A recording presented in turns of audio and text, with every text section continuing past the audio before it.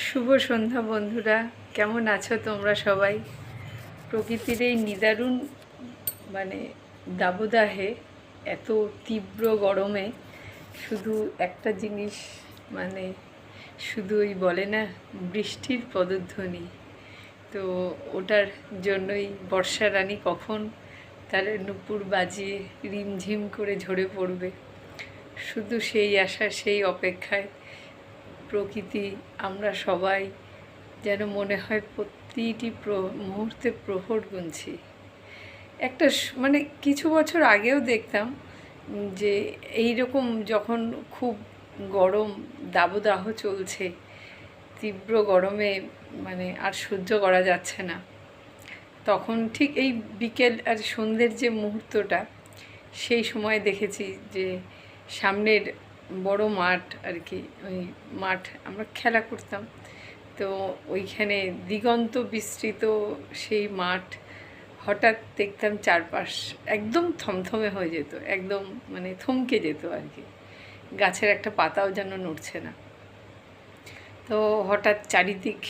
আধার করে এসে একটা হঠাৎ দমকা হাওয়া,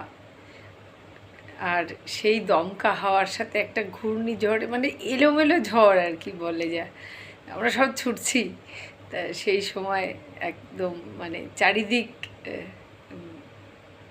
আস্তে আস্তে ঠান্ডা শীতল হয়ে যেত, আর অঝোর ধারায় তার সাথে বর্ষার একটা দমকা হাওয়া, চারিদিক একটা ঘূর্ণি হাওয়ার মতো হতো, যেটাকে আমরা কালবৈশাখী মানে ঝড় বলি। এখন এইটা মানে খুব দেখাই যায় না, খুব কম মানে আমি দেখতে পাই আর কি।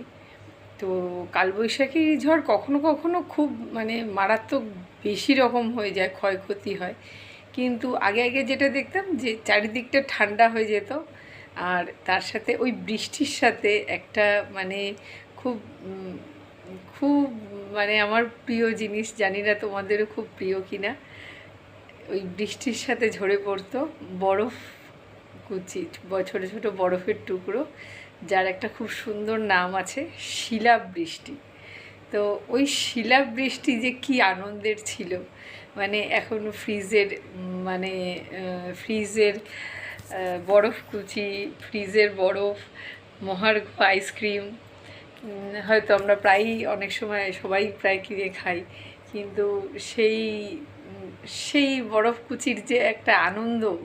মানে সেটার কাছে কিচ্ছু না, মানে আমার এটা মনে হয় আর কি। আমি যে কতবার ওই বরফ কুচি খেয়েছি